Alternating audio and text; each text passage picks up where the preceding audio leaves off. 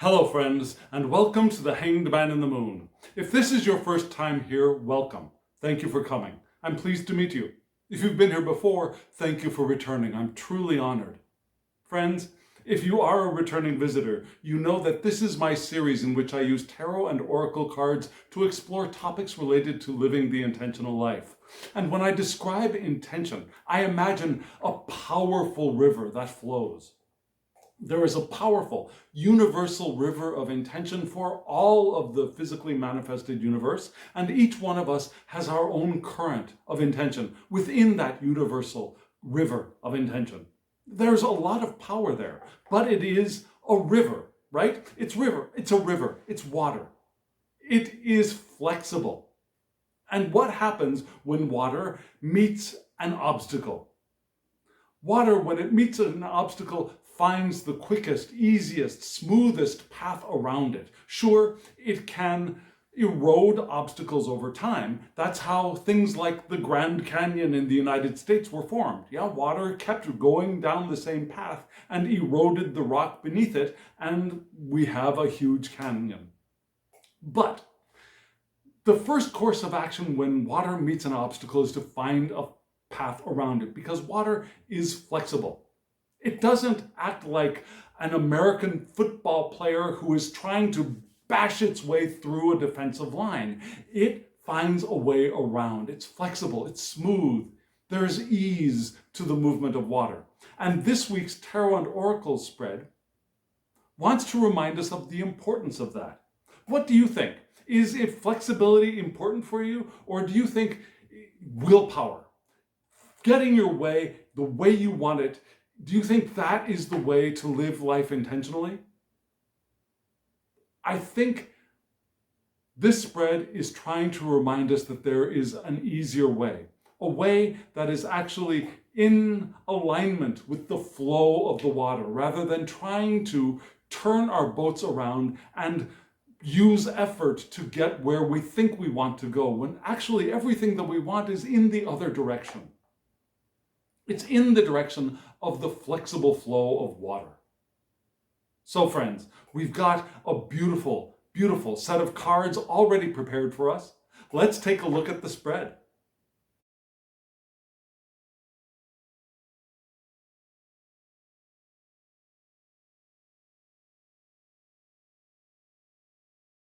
These are gorgeous cards, and this is the last time that we're going to see these cards together in action for a while, because the new moon is coming today, the day that I'm filming. Not the day that I'm uploading the video, but the day that I'm filming this video is the new moon. So it's time for me to change out my decks. And if you saw the announcement on my channel, you would know that for the next month, I'm going to be doing something entirely different. So I recommend you check out that announcement if you haven't seen it yet, and I'll put a card up here for you to go take a look at that. But you saw the spread. It's beautiful. These cards are gorgeous. They're water cards, right? They're a water deck. They are water decks, I should say. And if you're curious about the creator and the names of the decks, there will be a short video clip at the end of this video that gives you all that information. And as usual, there will also be links below so that you can go check out the decks on your own and perhaps purchase one or most of them on your own. One deck, I'm very sorry to say, is very out of print. I've been told that the creator has an Etsy shop where she sometimes releases a stray extra copy, but she said that she's not going to be doing any further printings of this deck. So I will try and find that Etsy shop and give you a link to that below. But except for that one deck, the other decks are all very readily available. So friends, you saw the spread. And if you are new to the channel, let me give you a brief overview of what you just saw. There were 3 cards in the center. They give us the thesis statement, like an essay.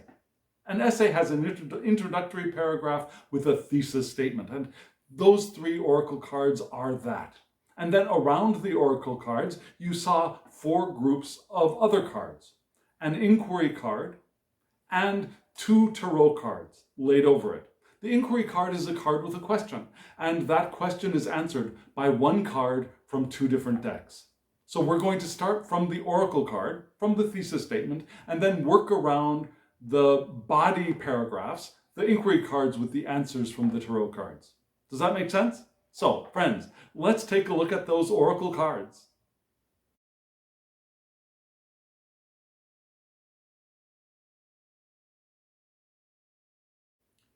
These oracle cards are phenomenal. And they gave us three different creatures. From left to right, you saw the blue-ringed octopus, a fantastic looking beast, isn't it? And then the superb bird of paradise. And then on the right, we had an abalone shell. So we had two creatures from the water, and in the center, a creature of the air. And all of them have their own kind of iridescence, right? The mother of pearl shines a rainbow of color. The superb bird of paradise has iridescent feathers around its chest. And the blue-ringed octopus actually has iridescent qualities about in that ring, in those rings. They shine, they glimmer, they glow. They also communicate. So we're going to read from left to right in this spread today. And we're going to start with the blue-ringed octopus. And the keywords for this one are agility, flexibility, and willpower. We have all three together. Agility, flexibility, which those two are similar, and then willpower. But it's not the willpower of, again, trying to barrel your way through an obstacle. It's a very different kind of willpower that we're looking at here. But let's start with this, an octopus. Do you know octopuses? Have you ever seen the movie My Teacher the Octopus? It's a phenomenal documentary of retelling of a person's interaction with an octopus and what they learned from that interaction. And octopi, if you don't know, are very, very smart creatures. They're probably... We're going to set the mammals aside, the dolphins and the whales, because they're different. They are mammals and they have mammalian brains. Of the remaining water creatures, the octopus is probably the most intelligent. The entire body is their brain.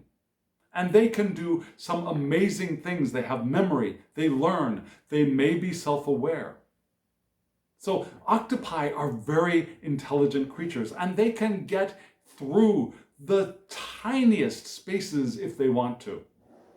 Yeah, it's very difficult to keep an octopus caged in the water if there is water on the other side, because if there is the slightest crack, they can get their way, they can get out of the barriers.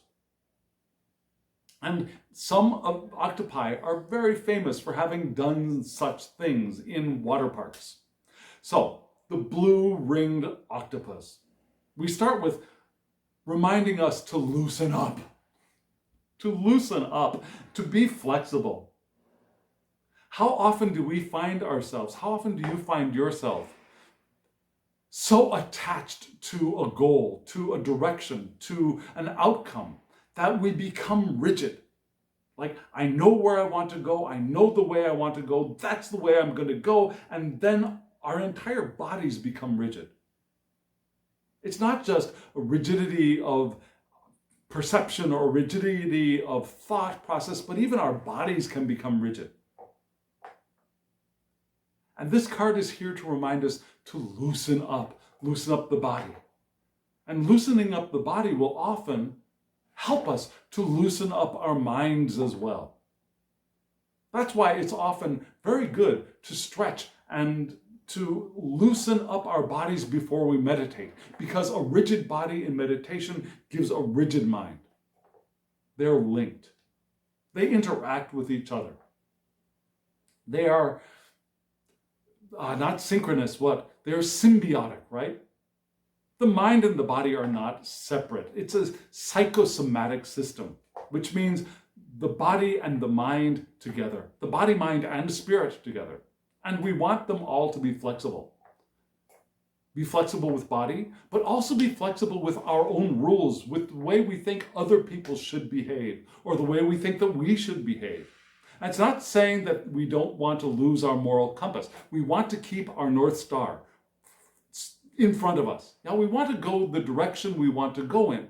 But if we've got these rules about, well, it has to happen this way, I have to be this kind of person, I have to do it this way, and other people have to do this, these rigid rules prevent us from having the flexibility, the fluidity to move with ease in the direction we want to go.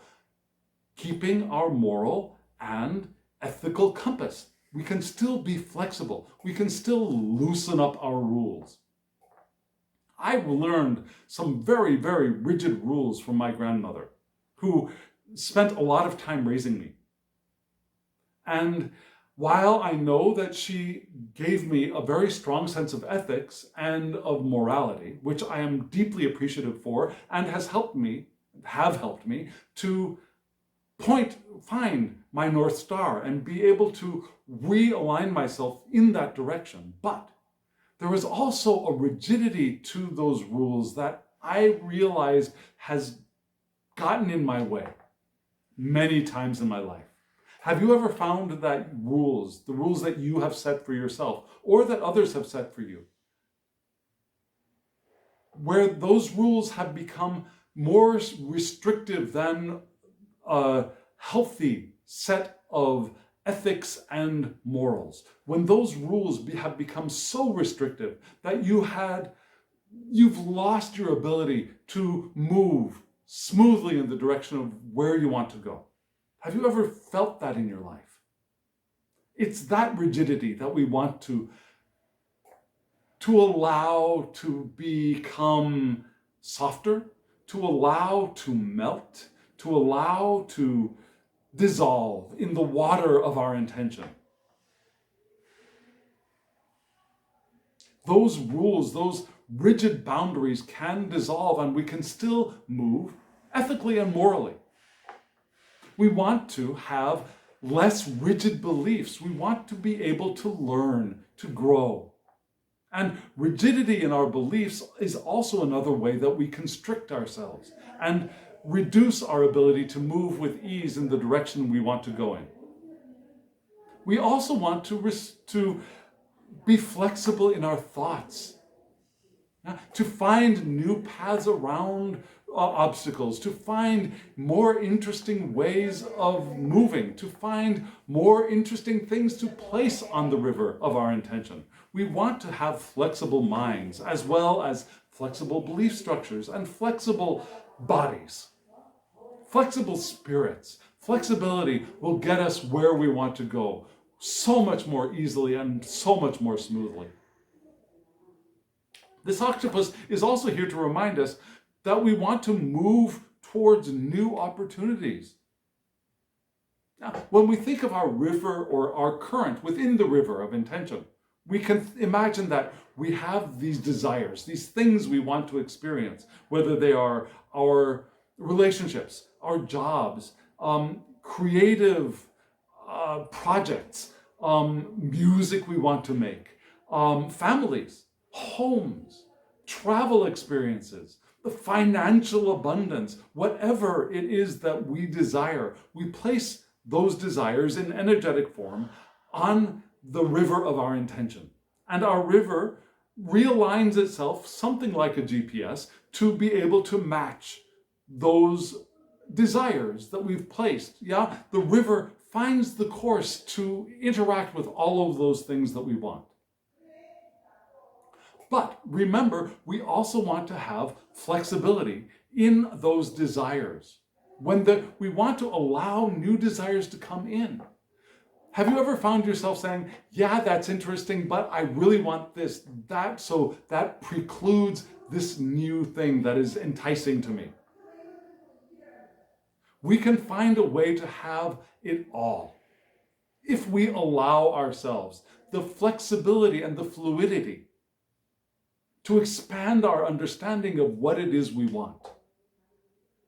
And some of the things that we desire, we want to be flexible enough to let them flow past us without experiencing them. Sometimes our desires change. I know my desires have changed in the past. Have your desires also changed? Have you thought that, yeah, I wanted that a year ago or 2 years ago, but now I don't want that anymore. I want to go in a different direction now. I realize that my desires are leading me in a different path. So that's another way that we can be flexible with our current of intention. We want to be mindful of who we let into our inner sanctum. Yeah? The octopus has a safe space. And it's not a safe space of, ooh, scary world out there safe space, but a private space, a space for us to have our time for reflection, have our time for introspection, have our space to play by ourselves. Almost went into a very different direction there. And that direction is fine too. We can play with ourselves as well. Yeah, that's a very enjoyable pastime. There's nothing wrong with that. But we also want to have time to play by ourselves. And we want to have people, intimate partners, whether they're intimate sexually or intimate just in relationship, an intimate friend relationship. We want to have people who we are intimate with, who we allow in, but we don't want to allow the entire world into our private space. We want to keep some things private, not because we're afraid, but because we're not ready to make everything public. Some things, some seeds need to germinate. Some plants need to sprout and become stronger before we put them out into the public. Like we have this greenhouse within for our seeds to sprout, for those sprouts to gain strength before we put them into the elements. Not that putting them out into the elements means they're going to wither and die automatically. The elements are not attacking us, but they are a little bit more diverse, and a plant wants to be stronger to be able to weather the diversity of the weather outside of the greenhouse. So we want, like the octopus, to have our private space and allow only those we want in with us, our intimates. And we want to be very mindful of who we let in. Just like the octopus. So we're flexible. Out in the world, we're flexible. We allow new thoughts. We allow new beliefs. We allow things to go. We find new paths and new courses, just like our current of intention. We flow. And we also have our inner sanctum that we can do things for ourselves and with our very intimate, very mindfully selected intimate partners. And again, intimate partner can be sexual, can be friend, can be family. This card is also here to remind us that we have the skills. The octopus is highly skilled. You would be surprised at what an octopus can do. And we have the skills to do what we want to do. Sure, we want to learn more skills. We want to develop our skills. But we have the skills we need. If we didn't have a modicum of the skills that we need to do what we want to do, probably we wouldn't have that desire. We wouldn't have a desire that we believed in. And we want to distinguish between a fancy and a desire. There are fancies, yeah? Wouldn't it be fun if I were an NBA pro basketball player who was getting $20 million a year? That's not a desire, that's a fancy. Wouldn't it be interesting? Wouldn't it be nice? But really, it's a fancy that has no basis in my own belief system. I don't believe that I am the kind of person who would really enjoy doing that. It's just wouldn't it be interesting to experience that? There's a very great difference between those kinds of fancies, not fantasy, but fancies, and our real desires. And we have the skills to do the things that we really believe that we want to do. And we have the inner strength to do it as well, if we allow it. Because frankly, a lot of our strength also comes from intention. So we have the strength to open to the power of intention, and we have the strength to develop the skills that we already have, to be able to become the person who has the ability to receive the desires that we've placed on the current of our intention. That's complicated, but can you see how that works? Can you see how that asks flexibility of us? We can do anything we truly set our minds to do, just like the octopus. And that's the kind of willpower this card is reminding us of.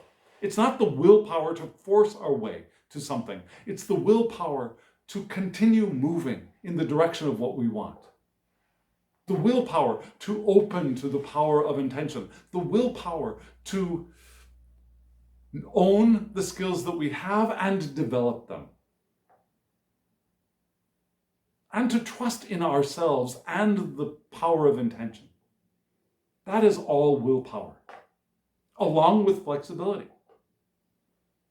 So that's where we start with today's reading. Flexibility, and within that flexibility, the willpower to open and to evolve within the current of intention. And then the next card is the superb bird of paradise, which was here last week. Do you remember that? The superb bird of paradise last week was on the left. Here, dead center. And this card, if you recall, is the card to shine, to flaunt your stuff. Yeah? The bird of paradise, the superb bird of paradise, is one that when it's ready for mating, when mating time is around, the male puffs itself up in this huge display of feathers and shining iridescent crescent at the chest level. And that's what apparently turns on the female of the species. But yeah, this superb bird of paradise is here to remind us to shine, to put ourselves out there, to flaunt our stuff, to let our freak flags fly, to let our iridescent feathers shine for all to see. Because as we're moving flexibly, we want to be open to other people, to seeing, look at me, look at this. I am attractive as I attract that what I want. So it's time to shine and put ourselves out there, to act with integrity and pride. Yeah, we're not shining and putting ourselves out there to match somebody else's expectations. We're shining with our own integrity, with pride in who we are and who we're becoming. And to show a little bit of our personal flair. Each one of us, whether we are seen as a wallflower or the life of the party, each one of us has our own personal flair. And that personal flair may be a blowtorch, or it might be the flame, the delicate flame of a candle. But we want to put that flare out there in the world and allow others to see that light from within us, with integrity and with pride. And whether we're in a relationship or not, we want to know that we can attract the relationship we want. So if we're in a relationship, we can attract the evolution of that relationship into the kind of relationship that we want by being the bird of paradise, by letting ourselves shine within it. Or if we don't have that relationship yet and we want it, we can let ourselves shine, let our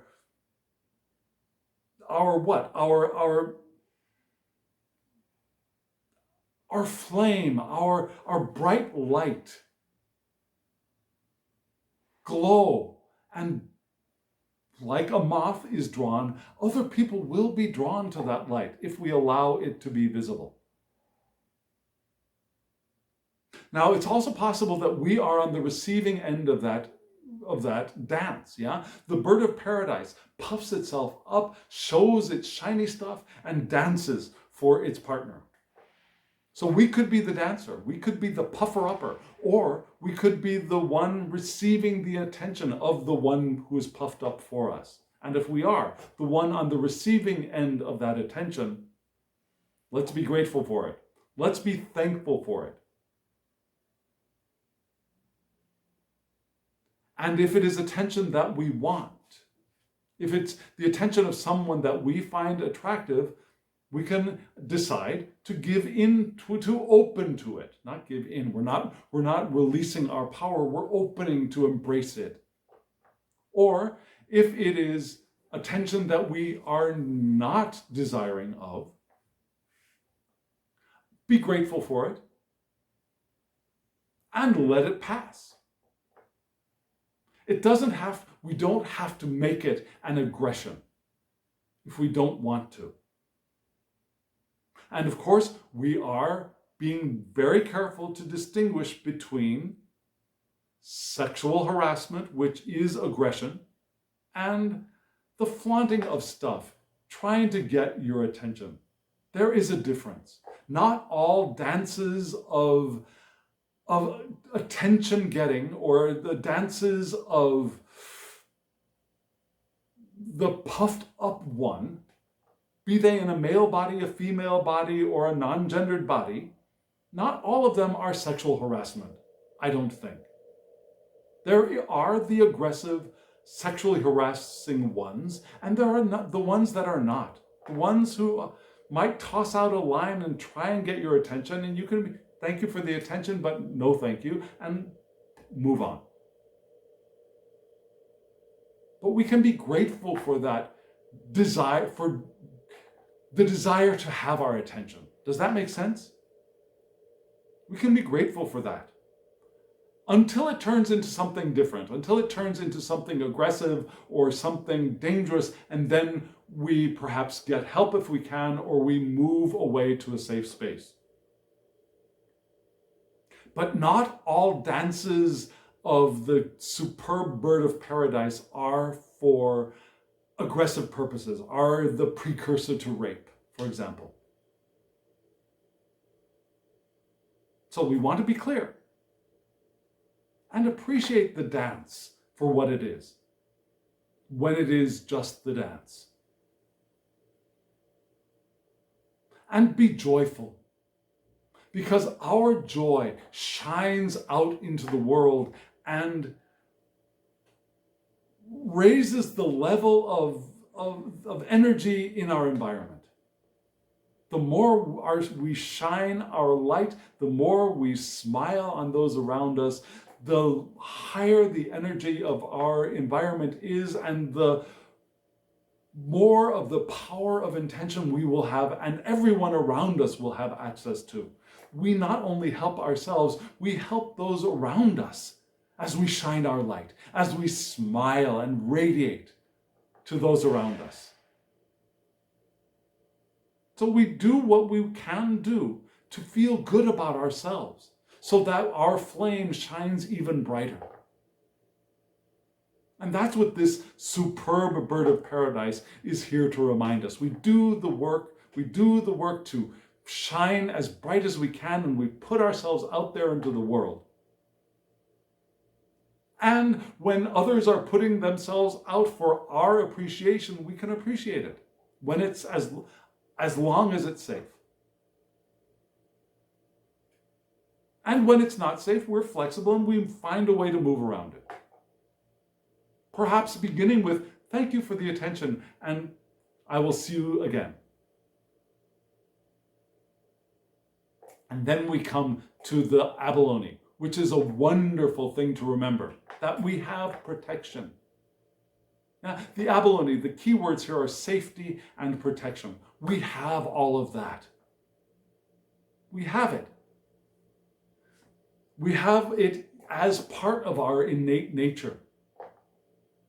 And we can fortify it. We can fortify our energetic field with meditation and positive intention and other practices that feed our strength, our inner strength. Not our inner aggression, but our inner strength, our sense of groundedness, security, and safety. We can feed that by many processes. This card is also here to remind us that if we feel that our filters are weakening, we can remember the lessons of the Abalone. We have a radiant field of energy protecting us, around us. And we give attention to that, and we can strengthen that radiant field of energy, which allows the negative, the dark, the aggressive to bounce off of us. And is able to allow the positive in to feed us at the same time. This iridescent rainbow energy that we have around us. Some people think of it as an aura. You can think of it as an aura. Have you heard of auras? I'm sure you have. Think of it as your aura. And we can feed that energy of the aura. And when that aura is strong, the unwanted bounces off of us. And the wanted is able to come into that inner sanctum, just like the blue-ringed octopus allows what we want in. And we're mindful of what we allow in and what we do not. So giving attention to this energetic field, this glistening energetic field, like the inner shell of the abalone, strengthens that. We are essentially safe in this universe. And yes, these bodies die, certainly. It's not the body we're here talking about. It's the eternal nature of us that is the primary self that we want to remember is safe in this universe. And we have experiences that we sometimes don't want, or sometimes we describe as unwanted, but from those experiences we grow, we evolve. We become stronger if we allow ourselves to. Just like the abalone. Because that glistening shine on the inside of the shell, it was not there in its entirety the moment that abalone was born. Yeah? The abalone adds layer upon layer to that shell. Just as we can add energy, layer and layer of iridescent energy, a rainbow of energy to our protective energetic field. So we begin with flexibility again, and the willpower to move in the direction of what we want. We allow ourselves to shine, to put ourselves out there, to be appreciative of those who want our attention, and we know that we can be safe, like the abalone. That's the way to live an intentional life.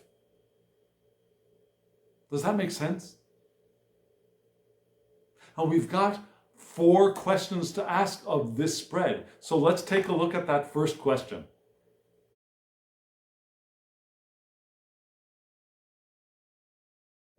The first question is, what can I simplify? And to be flexible, we don't want to be carrying a lot of stuff, a lot of unwanted baggage along with us, right? So it's helpful for us to simplify. The more simplified our lives are, the more flexible we can be, right? So what can I simplify? We had 2 cards answering that question. On the left, the Page of Earth, which in a Smith-Waite deck is the Page of Pentacles. And on the right, we had the 10 of Cups. Interesting cards for what can we simplify. Yeah, especially when we think of the page, the Page of Earth. We think of somebody beginning, starting their journey of discovery within their element. And in this card, instead of seeing the page, a human page in very elegant looking young person's courtly attire, holding this coin above them, this large coin above them, in this card, we saw a turtle coming out of their shells. Yeah? Emerging from their shell to discover the world. And the page of Earth, the page of Pentacles, is the card of manifestation and opportunity and skill development. Like that baby turtle coming out of the shell, it's about to manifest its life in the universe, right? It's about to discover the opportunity of getting into the water and developing its skills as a turtle. It has instincts. It knows basically what it needs to do, but it's the first day it begins swimming is not going to be as skillful as the 60th year, or the 30th year, or the 40th year of its swimming career. The page of Earth is the practical one as well. Sometimes stylish, especially in Pamela Coleman Smith's art, that page is really stylish. Sometimes scholarly. We think of the person who is out there discovering and learning from the material realm. Not the Page of Swords, which is the person thinking of theories and ideas and flights of imagination, but rather learning from the material world. Doing experiments, figuring out things, uncovering things, that kind of scholarship. So what can I simplify? Especially as this is a card of the beginning of a path. Well, maybe we want to simplify the number of things or the direction we want to go in. Have you ever noticed that when you begin a journey, you get all these ideas, well, I could do this, or I could do that, or we could go here, or I could discover this, or you see a multitude of branching possible paths. Or perhaps it could be that I want to do this, and I want to learn about that, and I want to do this other thing. So maybe this card, in asking us, what can I simplify, is to say, let's make a choice. Let's pick one. And give our attention to that one and go with it until it either reveals itself in all of its fullness and fruition, or it peters out and we can choose something else. So maybe the first idea of what can I simplify is the diversity of things I might be interested in, or the diversity of possible paths in my interest in one thing. And then on the right side, we have the Ten of Cups, which in Pamela Coleman Smith's art, we recall a rainbow in the sky and what looks like a family from the back.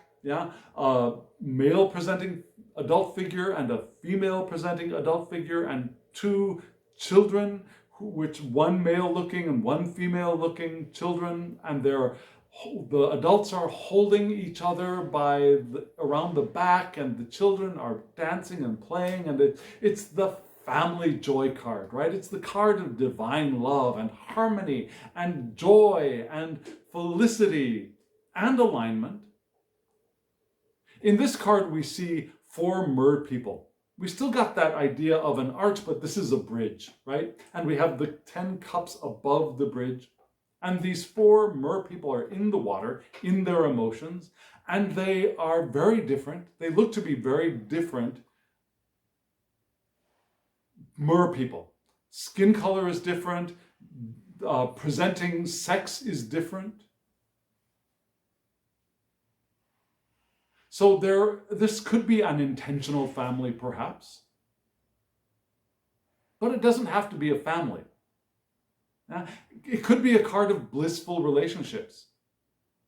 When I think of the 10 of Cups, now I heard one of my favorite people on YouTube say that they had a problem with the 10 of Cups.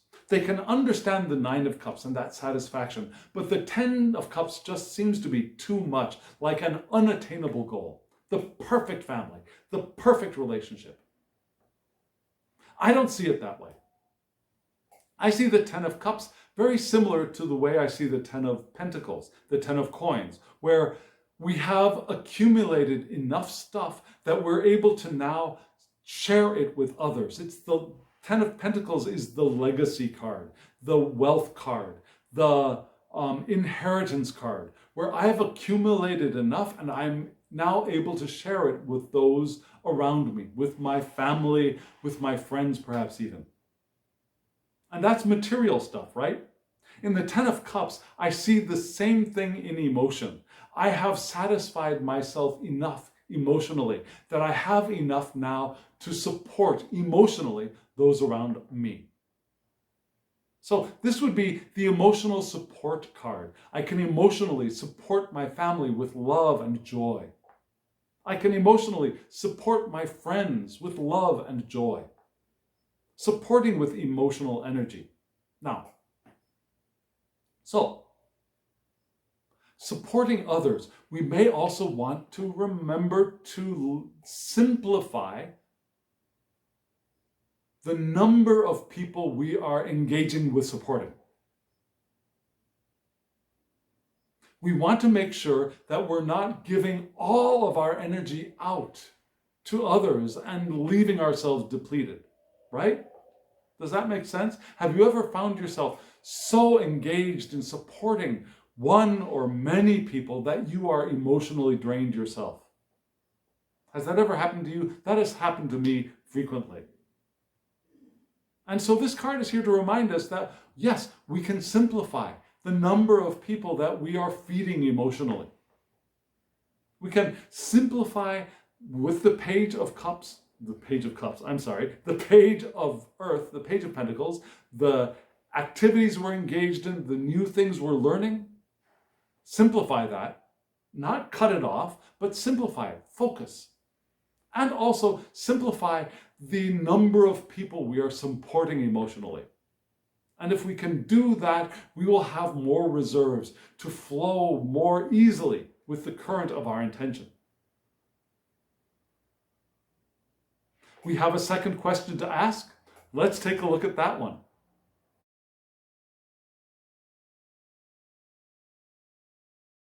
The second question, what is clear to me? And it's interesting, these two cards, did you notice they are facing in opposite directions? Now, they're individual figures facing in two directions. One of them was the Nine of Water, which is the Nine of Cups.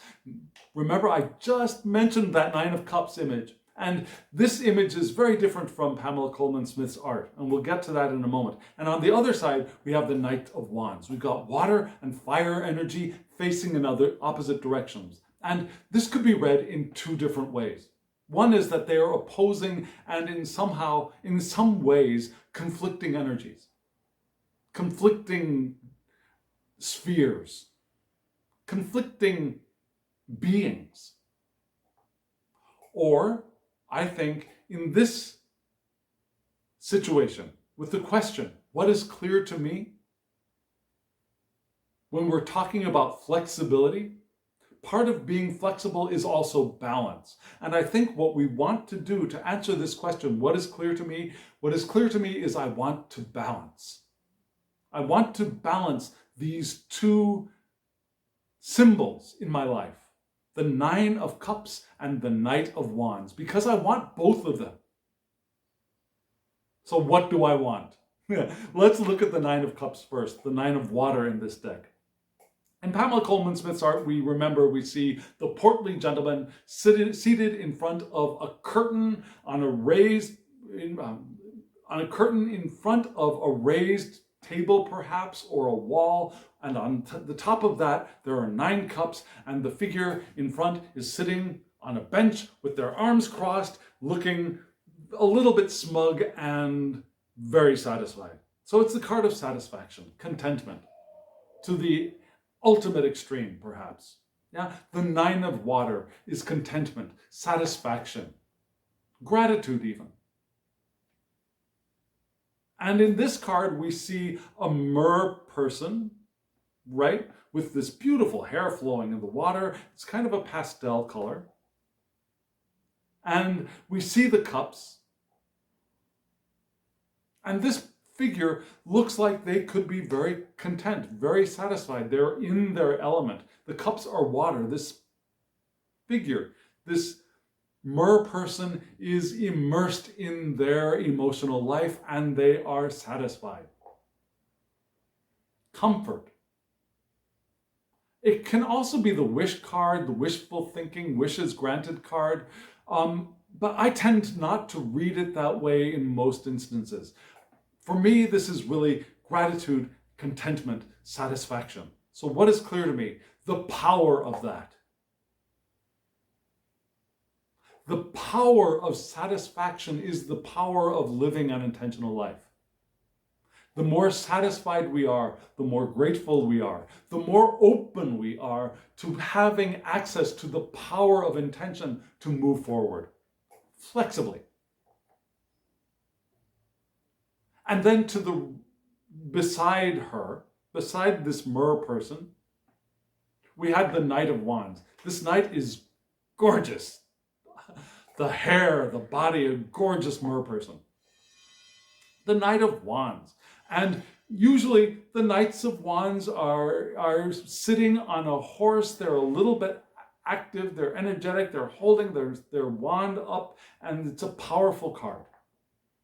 This figure is also very powerful, but not seated on a horse. They have the power of motion all in their own body. So it's the card of energy. It's interesting that this knight is holding a shield, but not in a protective stance, right? The shield is off to the side, their chest is open, and they are confident, they are energetic, they are passionate. They're the card of inspired action.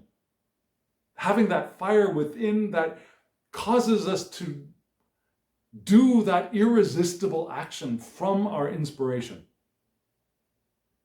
It's the card of adventure, of getting out there and creating passionately, sometimes sexually. Sexual creation is pretty nice, but also creatively in the arts, creatively in the home, creatively in the job, in the works area, the workspace. Creativity can be expressed in any aspect of our life. And this knight is ultimately creative, ultimately passionate,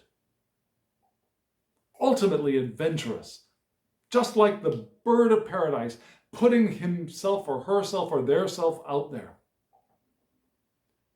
And this knight can sometimes be impulsive, can sometimes be impetuous, but sometimes that is good. Have you ever had an impulse to do something and you did it? That was impulsiveness. And sometimes that is moving in the direction of our powerful current of intention. We have an impulse to move in a direction. We have an impulse to taste something, to say hello to somebody. We impetuously leave our fears behind and we look at that person we think is attractive and we say hello and we start talking. Sometimes that is good. Sometimes that is part of living the intentional life. That's the adventure. So we want to balance these two. The gratitude, the joy, the satisfaction, and the adventure, and the passion. If we have these two in balance, what is clear? That I'm living my life intentionally. What is clear is that I have this potential within me. I have the Knight of Wands and the Nine of Cups as balancing potentials within me. And I want them together. Because I don't want to ride off on my adventure in anger or frustration or I gotta get this done or in stress. I want to ride out on my adventure in satisfaction, in gratitude, in love. And I don't want to sit in satisfaction and gratitude on my stool thinking, this is nice, this is wonderful, I'm grateful. I'll just stay here. No, I want to carry that forward on an adventure. That's living the intentional life, and that's what is clear. Let's look at that third question, because this is an excellent question to lead from this one. Let's look at it.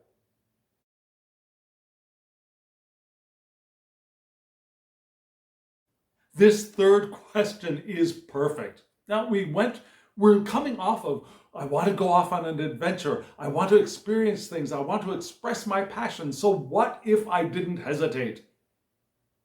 Have you ever found yourself hesitating? Having that impulse, that impulsive urge to do something, and I don't know, maybe, what if something goes wrong? So what if we didn't hesitate? And we had two very interesting answers to this question.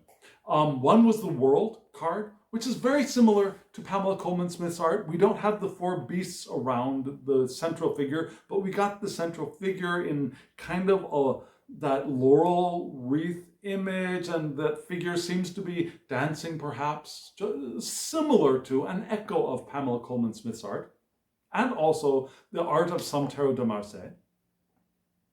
And on the right, we have the Five of Swords, which we'll get into in just a moment. Let's start off with the world.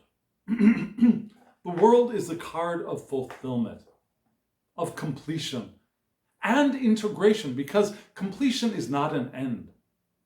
We complete something. We fulfill our desires, we fulfill our passions, we fulfill an action, and then we integrate that experience. Because remember, this world card figure has gone from the beginning, if we consider this like the fool's journey. Like the major arcana can be imagined as a fool's journey. The fool starts with the magician experience, and then moves into the high priestess experience. And it doesn't necessarily have to be linear. They could move from the high priestess to the Hierophant, and then back to the empress, and then move to the emperor. But it's the fool's journey through the major arcana. And some aspects can be skipped on the way, I believe. But it's still a journey. And at the end of that journey, we want to integrate what we have learned on the journey. We don't just get to the end and whew, that was over. Oh, let's start something new. No, we get to the end and we integrate, we evolve. Or else we're just going to have the same journey over and over and over again. Yeah? Those people, and I found myself doing this as well, who make the same mistakes over and over again, choose the same wrong person over and over again. Because we haven't integrated what we could have learned from that experience, and so we start from the beginning again. Have you ever found yourself doing that? I have. So what if I didn't hesitate? If I didn't hesitate, first I would integrate. I would move into completion and fulfillment, and that fulfillment is not a future, far off, distant thing. It's a now and a now and a now. It's in the eternal now. That feeling of accomplishment. I've come this far and I'm still here. A masterpiece, something we've created, but also we are the masterpiece. We can own that. We can own ourselves as masterpiece. We have created this life, and this life is our masterpiece. It is our greatest masterpiece. It's a consummation, devoutly to be wished. But it's an end for an integration to begin the next journey, not to repeat from the beginning, but to begin the next. And if I didn't hesitate, I would allow myself that fulfillment and integration. And if I did that, why is this Five of Swords card here? Now, in Pamela Coleman Smith's art, in the Five of Swords, what do we see? We see three figures, one close up to us and two a little bit in the distance. It's on a beach. The two figures in the distance look defeated. Their heads are lowered and they're walking away. The figure that's close to us has a very devilish grin on their face. Yeah? Their hair is blowing in the wind. That's a swords card. It's an air card. But this is a turbulent wind. And that figure is holding three swords and is about to collect perhaps two other swords. And this is a card of conflict, of disagreement, of competition, but not the competition of like a playful competition that sometimes the Five of Wands can be, but this is a harsh competition to me. and also a card of defeat. That one figure has defeated those other two.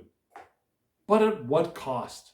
That's always a question I ask when I see the Five of Swords. Defeat of others, winning, but at what cost? Do we want to be that figure with that expression on our faces when we win? And we see the other people walking off in dejection? Is that the fullness of who we are? Is that what the bird of paradise would do? The superb bird of paradise? Is that what the superb bird of paradise would do? Is that what the blue-ringed octopus would do? I don't think so. And in this card, what do we see? We see 5 mer people in the water.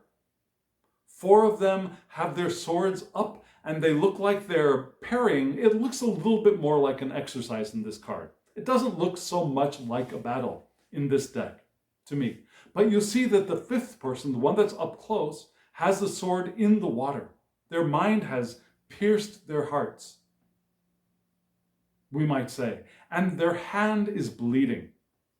They've cut themselves on their sword. They've injured themselves in the competition.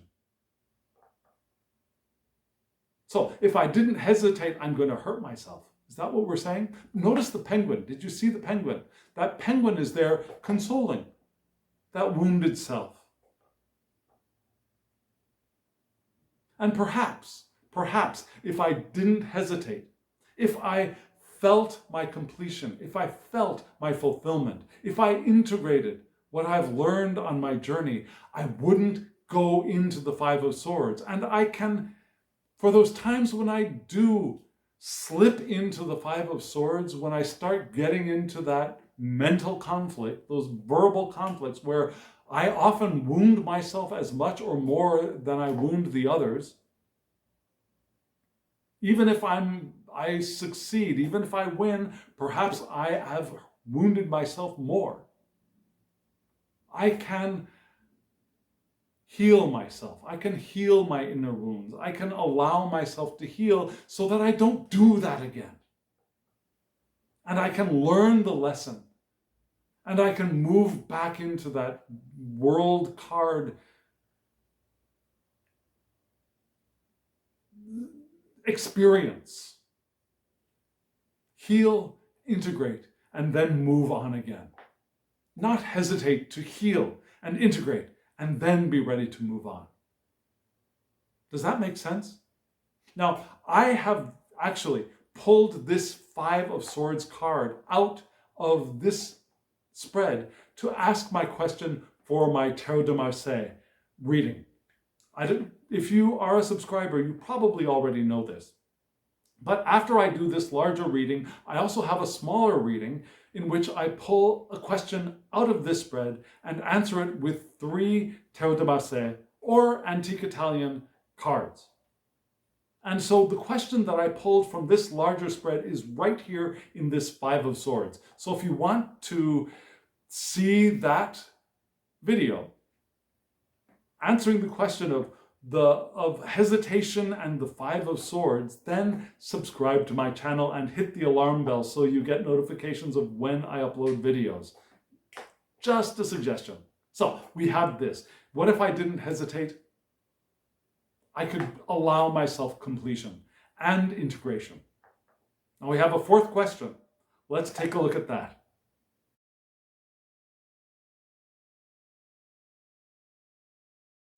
This 4th question is wonderful, isn't it? What is evolving? And that's what this whole spread, I think, is pointing us towards. It's evolution. You know, we started with flexibility. Flexibility to move around obstacles, but having the willpower to keep on moving with the powerful flow of intention. And putting ourselves out there. That also requires a little bit of willpower to put ourselves out there. Let our light shine. Feed that light so it can shine brightly. Appreciate those who are shining their light for us. And recognize that we have an energetic protection around us, like the Abalone. And we can also keep that clear and healthy And as we do that, as we are flexible, as we shine our light, as we let our freak flags fly, and we know that we are protected, and we can allow, and we be mindful of who we allow into our inner sanctum and allow the rest to bounce off of us, then we can remember that we can also simplify. Now, we don't have to learn all of the things right now. We don't have to learn this one thing in all of the different paths right now. We can choose one.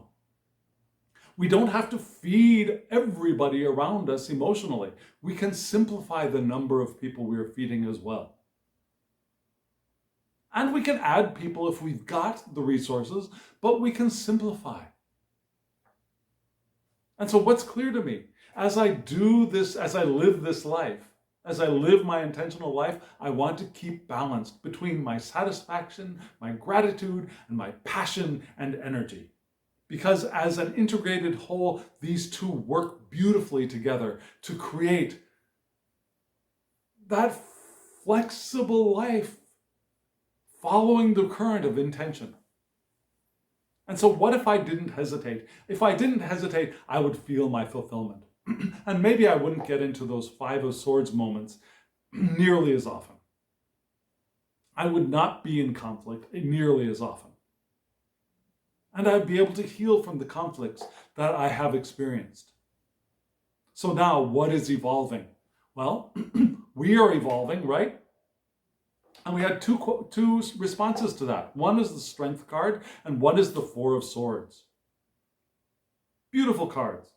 Now, the Strength card. In Pamela Coleman Smith's card, we had the female presenting figure with the wreath of flowers on their hair, on their heads, I should say, and they're interacting with a lion. So the human figure is supposed to be the angelic, pure parts of ourselves, and the lion is supposed to be our desires, our libido, the unconscious parts of ourselves, and those two are interacting and interacting well. But there's a sense that the human figure is somehow controlling the one below. In this card, we have a mer person on a shark. And for me, the Strength card can be strength, it can be courage, it can be persuasion.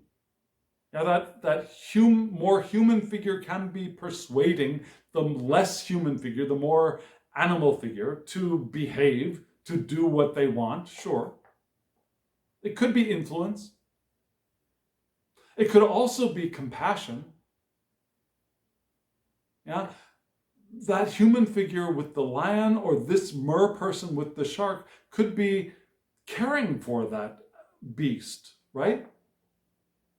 But when I see the Strength card, what most strongly pops up for me is that, yes, we have a conscious and an unconscious. We have superego, ego, and id.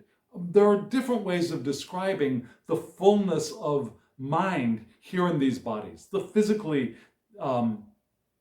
manifesting bodies that we have. I mean, there's the eternal consciousness that is inhabiting this body, but the mind of this body has layers. And when I see the Strength card, I think of those aspects, those layers of mind, not being completely integrated, but interacting peacefully. Where the unconscious allows information to rise and the conscious receives that information and integrates that information, and there's this peaceful, perhaps loving interaction between all aspects of self. It's the precursor to individuation, you might say. It's that state that allows us to keep moving in the direction of either individuation, self-actualization, enlightenment, whatever name you want to put on that. It's that state that allows us to move closer in that direction. And that's the direction we are evolving in, is it not?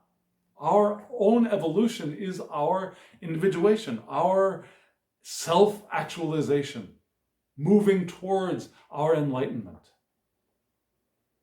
And that's the direction our currents of intention are carrying us toward. That's our evolution. And as we evolve, we become the people who experience the things that we have placed on our currents of intention. That's also part of our evolution, right?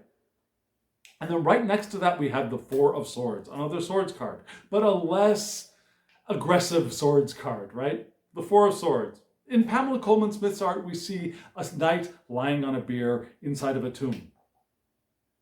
Here we have a mer person inside of a glass tomb looking a little bit like Snow White, if you ask me.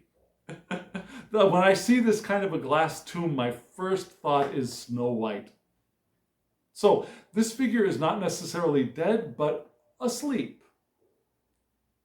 Now, this not necessarily the sleep of the poisoned one, waiting for the kiss of their one true love, but perhaps the sleep of rest, of relaxation, of meditation and contemplation, of recuperation and repose.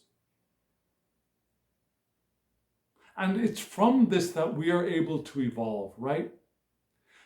It's more difficult for us to evolve when we keep ourselves busy and we keep ourselves active and we don't take time to do that integration that was indicated in the world card. So we do that integration in that state of Four of Swords, in our repose, in our meditation, in our recuperation and our recovery from those moments of conflict in the Five of Swords. And maybe you're saying, are you saying, what do you mean? The Five of Swords is after the Four. We go in that direction. If we go from the 5 to the 4, we're regressing. That's not evolution.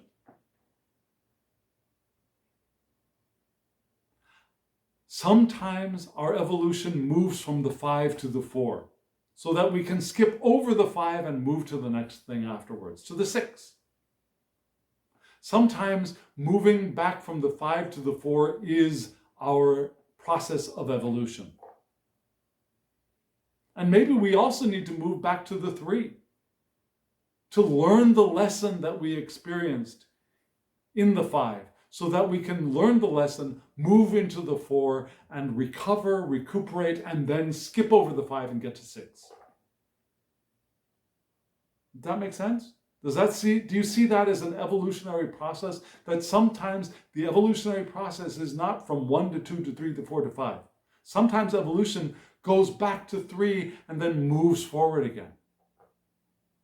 Still as an evolutionary process, not as a regressive process. So what is evolving?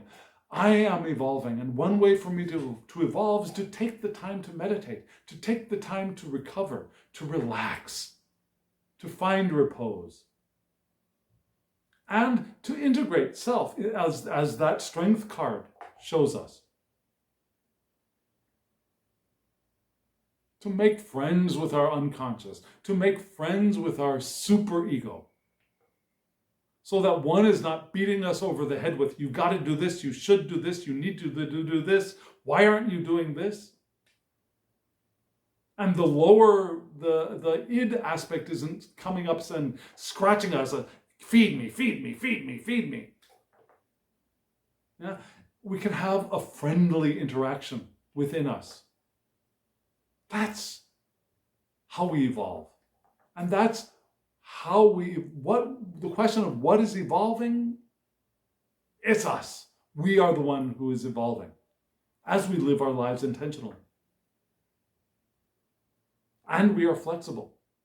And we shine. We put ourselves out there knowing we are safe and we can reinforce our safety. And we don't have to let everybody in. We can simplify our interactions. We don't have to let everything in. We can simplify what we are focusing on. This is a beautiful, interactive, yes, but integrated reading to me. What do you think? Do you agree? I'd love to hear from you. So friends, here we are at the end. In just a moment, there will be a short clip giving you the information about these decks. Remember, there are also links. I don't get money if you use those links. They're just there for your convenience. So check out these decks. And hit the subscribe button if you have not yet subscribed, and ring the alarm bell so you get notifications of when I upload videos. I'll be uploading them much more frequently in the next month, just a heads up. And shorter videos. Also, share this on other platforms. You can copy a link and share it with other people if you want. Send it in an email to somebody who you think might benefit from seeing this. And also comment below. I would love to hear from you. If you want a private reading, you can also hop over to my Instagram account. I'll have a link down below. So go over there, send me a direct message. We can get you a private reading. And also, remember that now, as always, I wish you love, joy, well-being, and pure awareness. Thank you.